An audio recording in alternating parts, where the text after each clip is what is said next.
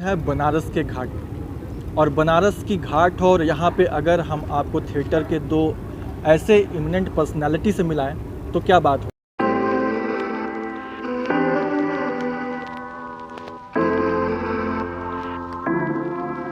और सर अपने बारे में भी कुछ परिचय देंगे, बताएं। मैं शिवंकर पाठक संस्कृत नाटकों का प्रयोग करता हूँ। आप सर? मेरा नाम जयदेव दास है और मैं आधुनिक हिंदी रंगमंच से जुड़ा हुआ हूँ। तो अभी फ़िलहाल ऑडियंस समझ पाए इसके लिए हम क्या करते हैं कि ऐसे कथा वस्तु उठाते हैं जो लोग जान रहे हैं। मैंने नाटक देखे हैं पहले सिक्किम NSD के दूसरी भाषा के नाटक। भाषा तो मुझे समझ में नहीं आ रही थी, लेकिन पूरा नाटक समझ में आ रहा था। तो अभी फ़िलहाल ऑडियंस समझ पाए इसके लिए हम क्या करते हैं कि ऐसे कथा वस्तु उठाते हैं जो लोग जान रहे हैं। जैसे अभी हिंदी में नुक्कड़ नाटक होते हैं। मैं ऐसे जो हम लोग संस्कृत भाषा कर रहे हैं, महाकवि भास कालिदास सिंह की संस्कृत बहुत ही कठिन है। तो मैं सोच रहा हूँ कि संस्कृत भाषा में नुक्कड़ नाटक शुरू किया जाए। जब एक छोटा समुदाय अभी वहाँ पे सब लोग जा नहीं पाते हैं, अगर मैं यहाँ पे किसी ऐसी चीज़ को, किसी ऐसे वस्तु, किसी ऐसे विषय को लेके काम करूँगा, संस्कृत नुक्कड़ नाटक करूँगा, तो लोगों को समझ में आएगा। उन्हीं की विषय से निकला हुआ ना। अच्छा, जैसे कि अभी क्या था कि थिएटर को या जो भी आप एक्टिंग वगैरह की चीज़ें हैं, तो इसको लोग समझते हैं कि हाँ एक बॉलीवुड का रास्ता है या फिल्म जगत का रास्ता है। तो यहाँ पे हिंदी के लिए लोग लगे रहते हैं, लेकिन आपने संस्कृत को लेके काम करना चाहा तो कितनी कठिनाई होती है, कितना आपको दिक्कतों का सामना करना पड़ रहा है? सबसे पहली बात तो यही है कि अगर बताया जाए तो अभी कोई स्कोप ही नहीं है, खारिज।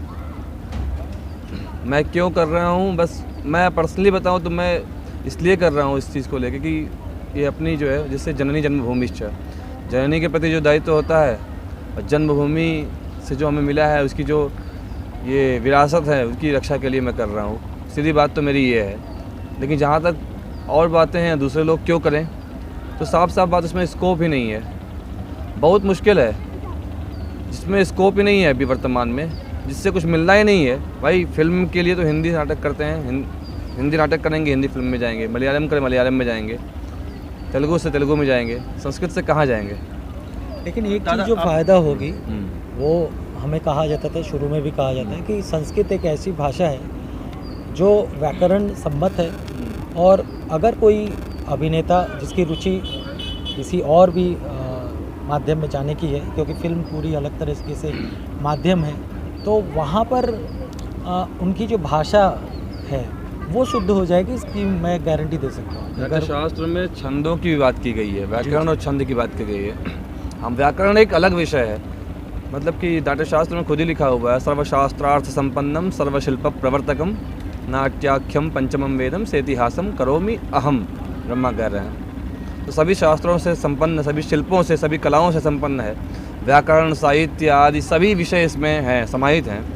इन्होंने बहुत सही बात कही है कि अगर आप संस्कृत बोलना सीख गए तो उससे पहले क्या होगा कि आपके उच्चारण बहुत ही शुद्ध हो जाएंगे।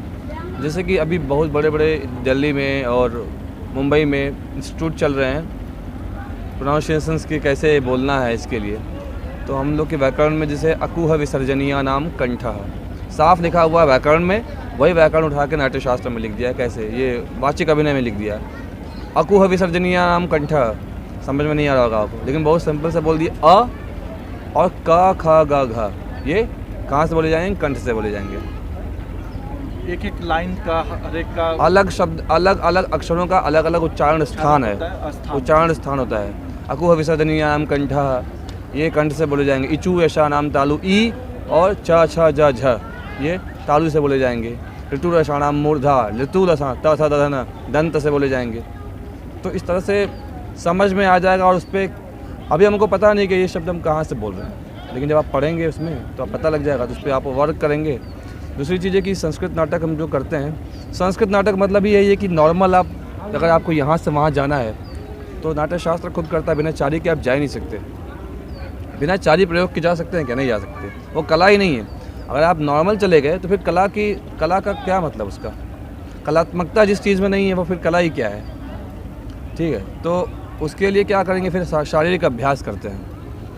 तो शारीरिक जब अभ्यास करते हैं तो आप शरीर से एकदम फ्लेक्सिबल हो जाते हैं, आप कहीं भी उठ सकते हैं, बैठ सकते हैं, कैसे ही जा सकते हैं। ये चारी से मतलब ये है कि जब आप किसी चरित्र को करते हैं, जैसे आधुनिक नाटकों में भी जो चरित्र होता है, चरित्र के अपने चाल होते हैं। एक बूढ़ा होगा तो बूढ़े की पूरे व्यक्तित्व के साथ वो चलेगा, अगर एक राजा होगा तो व्यक्तित्व के साथ ही चलेगा, अगर कोई चोर होगा तो जब दबे पाँव चलेगा तो वो उसी तरह से चलेगा। इस चीज़ को ही चारी कहा जाता है नाट्य शास्त्र के अनुसार, क्योंकि वहाँ पे राजा के चलने का स्टाइल बताया गया है, चोर के चलने का स्टाइल बताया गया है, पंडित के चलने का स्टाइल बताया गया है। वो चलने से ही का स्टाइल है। हाँ, वो चलने के स्टाइल से ही या शैली से ही आप समझ सकते हैं कौन सा चरित्र प्रवेश कर रहा है। तो क्योंकि दृश्य काव्य है ना, पहले दिखेगा, तो जब आपको चरित्र दिखेगा कि अच्छा ये आ रहा है तो फिर आपको समझ में आ जाएगा कौन आ रहा है। उसके बाद वो डायलॉग बोलेगा, संवाद बोलेगा। तो इसीलिए इस लिहाज से भी देखिएगा टेक्निकल टर्म में आंगिक को पहले रखा गया है, फिर वाचिक को रखा गया है, क्योंकि एक्टर का पहले अंग दिखेगा। तो दर्शकों के लिए मैं जानना चाहूँगा कि आंगिक का मतलब क्या होता है? आंगिक का मतलब आपका बॉडी मूवमेंट, बॉडी जो अंग से प्रस्तुत किया, जो आपके शरीर से। मैं कहता भी हूँ कि एक एक्टर के पास उसके दो टूल हैं, इंस्ट्रूमेंट है अभिनय के। पहला उसके पास शरीर और दूसरा उसके पास जुबान। इसके अलावा उसके पास कोई टूल नहीं है एक्टर के लिए। जब ये दोनों टूल कम पड़ेंगे तो एक और विंग है, उसको कहते हैं आहार्य, ये हावी हो जाएगा। और इसका हावी होने का मतलब ही है निर्देशक ऊपर आएगा। तो आप अगर एक्टर बनना चाहते हैं तो इन्हें खारिज करें, आप इनको थोड़ा दूर रखने की कोशिश करें। डायरेक्टर अगर कहता भी है कि मैं चाहता हूं कि ये सीन इस तरह लाइट से हम प्रवेश करें, आप अगर एक्टर हैं तो कहिए कि सर एक बार मुझे आजमा लीजिए कि इसमें लाइट को हटाकर मैं इसको करके देखता हूँ। ये एक्टर खुद को प्रस्तुत करे, क्योंकि उसके बाद दो ही टूल है।